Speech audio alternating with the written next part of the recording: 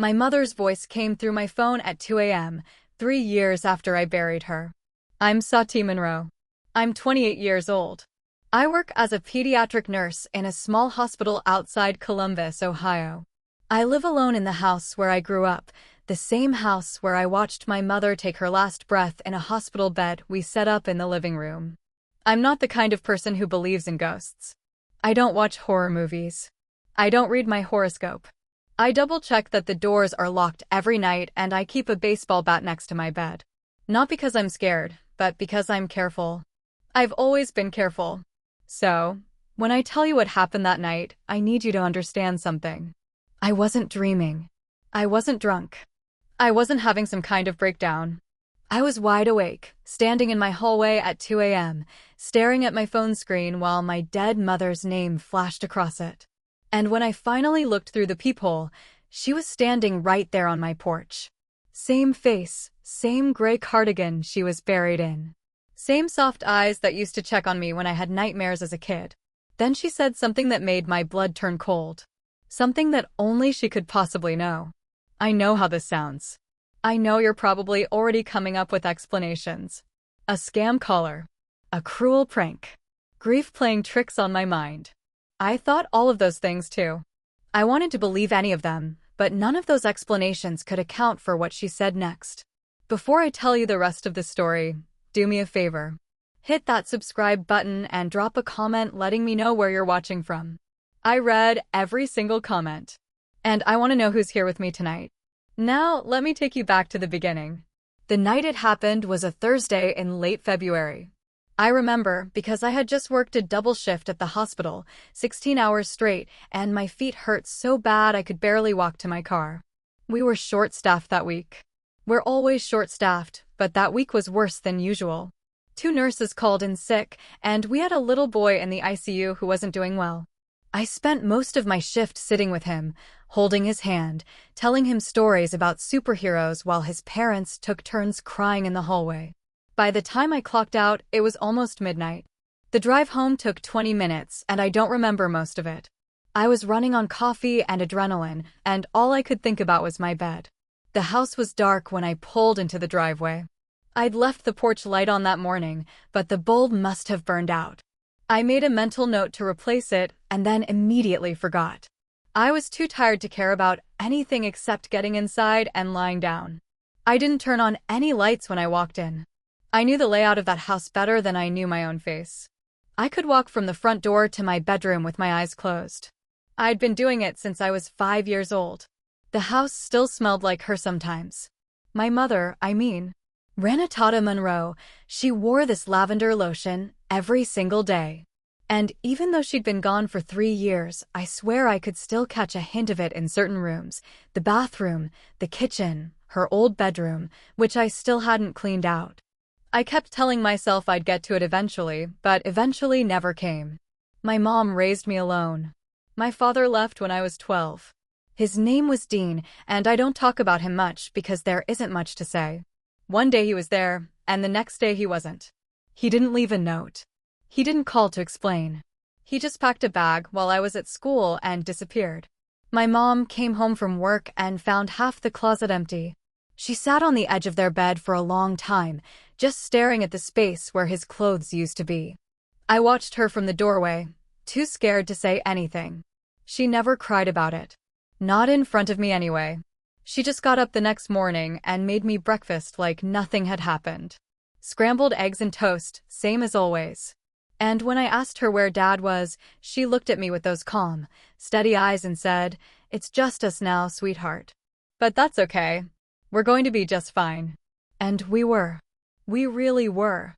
My mom worked as a seamstress. She did alterations for a dry cleaner downtown, hemming pants and taking in wedding dresses and fixing zippers on winter coats. The work wasn't glamorous and it didn't pay much, but she was good at it. Her hands were always moving, always busy. Even when she watched TV at night, she'd have some piece of fabric in her lap, stitching away at something. We had our routines, me and her. Sunday mornings were for pancakes. She made them from scratch with blueberries if they were in season. Friday nights were for old movies. She loved anything with Audrey Hepburn. We'd sit on the couch with a bowl of popcorn between us, and she'd recite half the lines from memory. And every single night before I went to bed, she'd say the same thing. I love you to the spoon and back. It started when I was 7. I was trying to say I love you to the moon and back. But I messed up the words. I said spoon instead of moon. And my mom laughed so hard she had to sit down. After that, it became our thing, our private joke. She wrote it in every birthday card. She said it at the end of every phone call. When I graduated from nursing school, she handed me a small gift box with a silver spoon inside. And I cried harder than I'd ever cried in my life. The last time I heard those words was 3 years ago in the living room of this house, 6 hours before she died. She was so weak by then. The cancer had spread everywhere, and the doctors said there was nothing left to do except keep her comfortable. We brought in a hospital bed and set it up by the window so she could see the bird feeder in the front yard. She loved watching the cardinals. She said they reminded her of her mother. I was sitting next to her holding her hand when she opened her eyes and looked at me. Her voice was barely a whisper. Sadie. I leaned in closer. I'm here, Mom. I'm right here. She smiled just a little. To the spoon and back, baby. Those were her last words to me. She closed her eyes after that, and she didn't open them again. I thought I'd never hear that phrase again. I thought it died with her, locked away in a memory that only I could access. I was wrong. The night everything changed. I went to bed around 12:30. I didn't eat dinner. I didn't watch TV. I just kicked off my shoes, pulled the blanket over my head, and let the exhaustion drag me under. I didn't dream that night. I never dream when I'm that tired. There's just darkness, heavy and thick, like sinking into deep water. And then at 2:07 a.m., my phone rang. The sound cut through my sleep like a knife. I wasn't the kind of person who slept through phone calls. Working at a hospital trained that out of me years ago. When your phone rings in the middle of the night, it usually means something bad has happened to someone. I reached for my phone on the nightstand without opening my eyes. My fingers found it on the second try, and I pulled it toward my face, squinting at the bright screen in the darkness. For a moment, my brain couldn't process what I was seeing. The name on the screen said Mom. Not Mom, old number, or Mom's phone. Like some people save contacts after someone dies. Just Mom, the same way I'd saved it when I was 16 and got my first cell phone. I stared at that name for what felt like a full minute. The phone kept ringing, vibrating in my hand like something alive. I knew I should answer it. I knew I should do something, but my body wouldn't cooperate. It was like being trapped in that space between sleeping and waking where nothing feels quite real. The call went to voicemail. The screen went dark. I sat there in the silence, my heart pounding so hard I could feel it in my throat. I told myself it was a glitch. Phone companies reused old numbers all the time. Some stranger had been assigned my mother's old number, and they'd accidentally called me. That was the only explanation that made sense. That was the only explanation I was willing to accept. I was about to put the phone down and try to convince myself to go back to sleep when it rang again. Same name, same number. Mom. This time I answered. I didn't say anything at first. I just held the phone to my ear and listened. There was silence on the other end, but not the empty silence of a dead line. It was the kind of silence that meant someone was there waiting. Then I heard her voice. Sadie, sweetie, it's Mom. My whole body went cold. It wasn't just that the voice sounded like her. It was her. The exact tone she used when she called me on my lunch breaks at work. The slight rasp that developed in her throat during the last year of her life when the cancer started affecting everything. The way she stretched out the word sweetie, turning it into something warm and soft. I couldn't speak. I couldn't breathe. I just sat there in my dark bedroom, gripping the phone so tight my knuckles ached. Baby, I'm outside. The voice continued. It's so cold out here. Can you let me in? I hung up. I didn't decide to do it. My thumb just moved on its own, ending the call like it was trying to protect me from something my brain couldn't handle. I dropped the phone on the bed and pressed both hands against my face. I was shaking. My teeth were chattering even though the room wasn't cold. I told myself I was dreaming. I had to be dreaming. This was some kind of stress-induced nightmare. And any second now, I would wake up for real and everything would be normal. But I could feel the sheets against my legs. I could hear the radiator clanking in the corner of the room. Everything was too detailed, too solid, too present to be a dream. 30 seconds passed, maybe a minute, and then I heard it. 3 slow knocks on the front door. Knock, knock, knock. Spaced out and deliberate. Exactly the way my mother always knocked. She never rang the doorbell. She said doorbells were impersonal. She always knocked 3 times, slow and patient, like she had all the time in the world. I got out of bed. I don't know why. Every horror movie I'd ever seen told me to stay where I was, to call the police, to hide under the covers like a child. But something pulled me forward. Some combination of fear and desperate, irrational hope that I couldn't control. The hallway was dark. I didn't turn on the lights. I walked toward the front door like I was moving through water. Each step heavy and slow. The brass peephole glinted in the faint light coming through the window. My mother had installed it herself when I was 15 after a stranger knocked on our door asking for money and scared us both half to death. I pressed my eye to the peephole and looked outside. She was standing on the porch bathed in the yellow glow of the street light at the end of the driveway.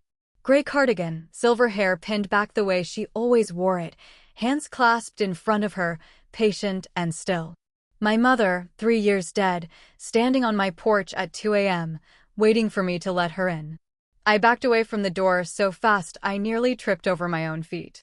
My shoulder hit the wall behind me, and I stood there, pressed against it like the door might burst open at any second. My breath was coming in short, shallow gasps, and I could feel tears building behind my eyes. Even though I wasn't sure why I wanted to cry, my mind was racing through every possible explanation. A twin sister my mother never told me about. Some kind of elaborate prank orchestrated by someone who hated me. A mental breakdown brought on by stress and exhaustion, and the fact that the anniversary of her death was only 4 days away. None of these explanations made sense, but neither did anything else that was happening. I fumbled for my phone with shaking hands and pulled up my contacts. I scrolled until I found Aunt Dalia, my mother's younger sister. She lived about 20 minutes away in a small apartment complex near the highway. She and my mom had been close, talking on the phone almost every day until the cancer made conversation too exhausting. After my mom died, Dalia checked on me constantly, bringing casseroles I didn't eat and offering company I didn't want. I'd pushed her away more than I should have, but she never stopped trying. I pressed the call button and held the phone to my ear. It rang 4 times before she answered, her voice thick with sleep. "Sadie, what's wrong? It's the middle of the night." I tried to keep my voice steady, but it came out as a whisper. "Someone's at my door. They look like Mom." There was a pause on the other end of the line. I could hear Dalia shifting, probably sitting up in bed. "What do you mean they look like your mom?" "Suddy, you're scaring me." I didn't know how to explain it. I didn't have words for what I just seen through that peephole. "I don't know what's happening." I got a phone call from her number. Her voice was on the line. And now someone who looks exactly like her is standing on my porch. Dalia's voice turned sharp and alert. "All traces of sleep gone. Listen to me carefully. Do not open that door. Do you understand? Stay away from the door. I'm calling the police. And then I'm coming over. Don't move until I get there." She hung up before I could respond. I stood in the hallway clutching my phone, trying to convince myself that help was on the way and everything would be fine. But even as I thought it, I knew I couldn't just stand there and wait. The person on the porch knew things. She knew my mother's phone number. She knew how my mother knocked. She sounded exactly like my mother. I needed to understand how any of this was possible. And then her voice came through the door, muffled but clear. "Suddy, I know you're scared. I know none of this makes sense. But I need you to trust me. Ask me something. Ask me something only I would know." I pressed my back harder against the wall. My heart was beating so fast it actually hurt. I thought about all the things I could ask. My mother's birthday, her maiden name, the hospital where she spent her final days. But anyone could find that information with a quick internet search. If this was some kind of scam, some cruel trick designed to break me, they would have done their research. I needed something else, something private, something I had never told another living soul. I moved closer to the door, just close enough that my voice would carry through the wood. What did you say to me the night before my 8th grade graduation when I was crying in the bathroom? Silence. For a long moment, there was nothing but silence. And I thought, maybe I had caught her. Maybe this imposter had finally reached the limit of whatever game she was playing. Then she spoke. I told you that your father leaving wasn't your fault. You asked me once if it was because you weren't a boy. You thought maybe he wanted a son instead of a daughter. You never said it again, but I never forgot. I told you that you were the only thing I ever did right. My legs gave out. I slid down the wall until I was sitting on the floor, my back against the cold plaster, tears streaming down my face. I had never written those words down. I had never spoken them to a therapist or a friend or anyone. That memory lived only in my head, locked away in a place I never visited because it hurt too much. Whoever was standing on my porch had just unlocked it. I don't know how long I sat there on the floor. It could have been 30 seconds or 5 minutes. Time had stopped making sense. All I could hear was my own breathing and the blood rushing in my ears. The words she had spoken kept echoing in my head, playing on a loop I couldn't stop. She knew. She knew the one thing nobody else in the world could possibly know. I got to my feet slowly, using the wall for support. My legs felt weak and unsteady, like I had just run a marathon. I walked to the door and stood in front of it, staring at the locks my mother had installed years ago. 2 deadbolts and a chain. She always said, you could never be too careful. I wondered what she would think if she could see me now. Standing here in the middle of the night, about to open the door for someone who might be her ghost. My hands moved before my brain could talk me out of it. I turned the first deadbolt, then the second. I slid the chain out of its track and let it hang loose against the frame. And then I turned the handle and pulled the door open. She was standing right there, just a few feet away from me. The porch light from the neighbor's house cast a soft glow across her face, and I could see every detail. The fine lines around her eyes. The small scar on her chin from a cooking accident when I was 10. The way her gray hair curled slightly at the ends, because she never could get it to lie flat. She looked exactly like my mother. Exactly. Hi, sweetheart, she said softly. I couldn't move. I couldn't speak.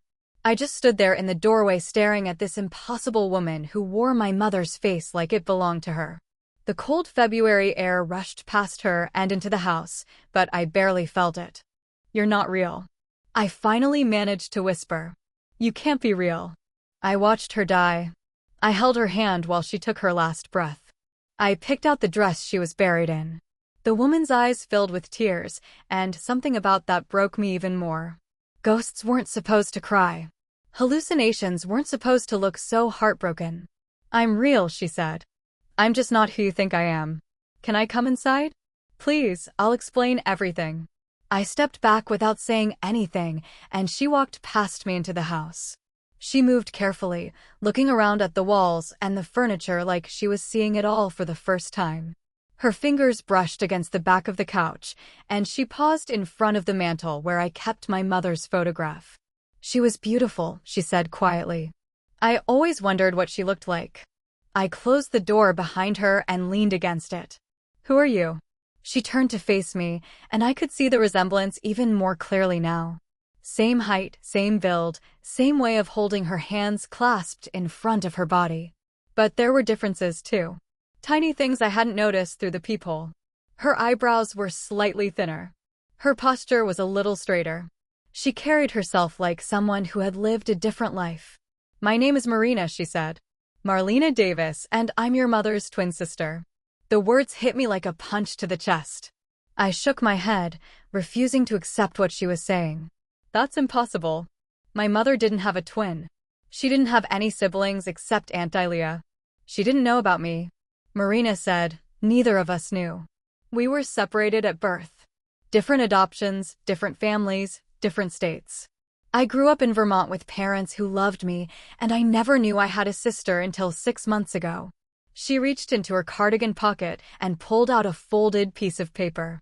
She unfolded it slowly and held it out to me. It was a DNA test result from one of those ancestry websites. I'd seen commercials for them 100 times. The paper showed a match, a 99.98% probability of a full sibling relationship with someone named Renata Monroe. I found her too late, Marina continued, her voice breaking. By the time I tracked her down, she was already gone. I missed her by 3 years. 3 years, Suddy. I had a sister my whole life, and I never got to meet her. I took the paper from her hands and stared at it. The numbers blurred as tears filled my eyes. This woman wasn't a ghost. She wasn't a hallucination or a scam artist or some cruel trick. She was my mother's other half, the piece of her that had been missing all along. The phone number, I said. How did you get her phone number? Marina wiped her eyes with the back of her hand. I contacted the phone company. I told them I was settling her estate and needed the number reactivated for records purposes. They believed me. I just wanted something that connected me to her. I never meant to scare you. I've been watching you for weeks trying to find the courage to introduce myself. Tonight, I saw your lights go off and I panicked. I called before I could stop myself. I'm so sorry. I looked at her face again, searching for my mother in her features. She was there. She was everywhere.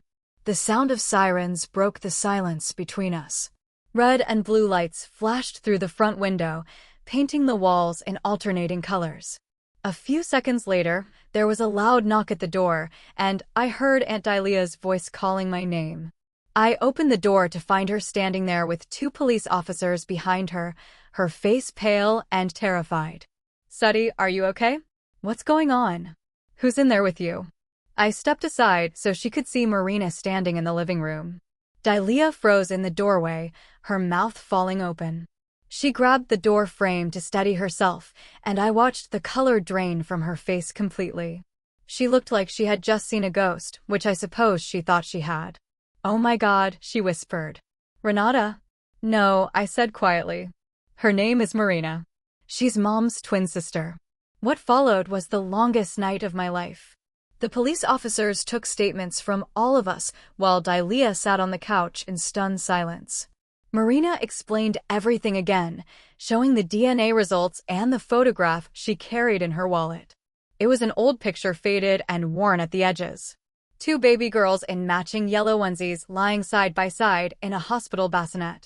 On the back, someone had written in careful handwriting that I recognized immediately as my grandmother's. Renata and Marina together always. Dahlia couldn't stop crying. She kept saying she had no idea that their mother had never mentioned anything about a twin, that she couldn't believe the secret had been buried for so long. I sat beside her and held her hand while she processed the shock. I understood exactly how she felt because I was feeling it too.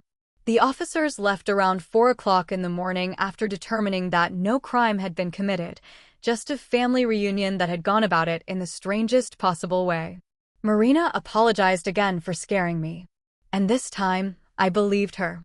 I could see the regret in her eyes, the desperate loneliness of someone who had spent her whole life feeling incomplete without knowing why. In the days that followed, Marina and I began the slow and careful work of getting to know each other. She told me about her life in Vermont, where she had worked as an elementary school teacher for 30 years before retiring. She had been married once to a man named Richard who died of a heart attack 8 years ago. They never had children, something she said she always regretted. She showed me pictures of her house, her garden, her 2 cats named Pepper and Sage. She liked crossword puzzles and old movies and lavender tea, which made me smile because my mother had loved all of those things too. I told her about my mom. I told her about the Sunday pancakes and the Friday night movies and the silver spoon she gave me at my graduation. I told her about the cancer and the hospital bed in the living room and the way my mother looked at the cardinals outside the window like they were old friends.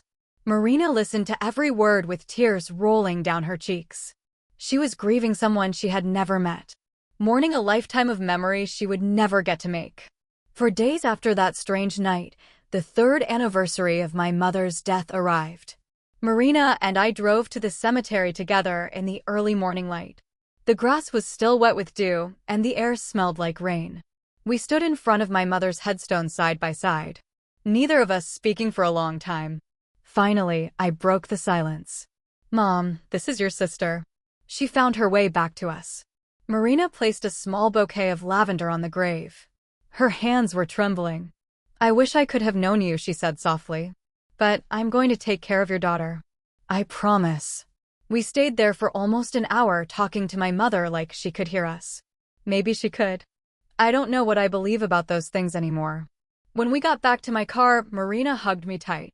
It felt strange and familiar at the same time, like holding on to a piece of my mother I thought I had lost forever. Before she let go, I whispered in her ear to the spoon and back. She pulled away and looked at me with confusion in her eyes. I smiled through my tears. I'll explain. We have time now. Grief had convinced me that I would never hear my mother's voice again. I thought that part of my life was closed forever, sealed away in memories that would only fade with time. But I was wrong. Love doesn't end when someone dies. It just finds new ways to reach you. Sometimes it shows up on your porch at 2 o'clock in the morning, wearing your mother's face and carrying secrets that were buried for decades. Marina visits me every month now. She's teaching me how to garden. And I'm teaching her how to make my mother's blueberry pancakes. We're building something new out of something that was lost. And I think my mom would be proud of both of us. If this story touched your heart, please subscribe to my channel and leave a comment telling me about a time when someone unexpected came into your life and changed everything. I read every single comment and I love hearing your stories. Some people come into our lives exactly when we need them most. We just have to be brave enough to open the door.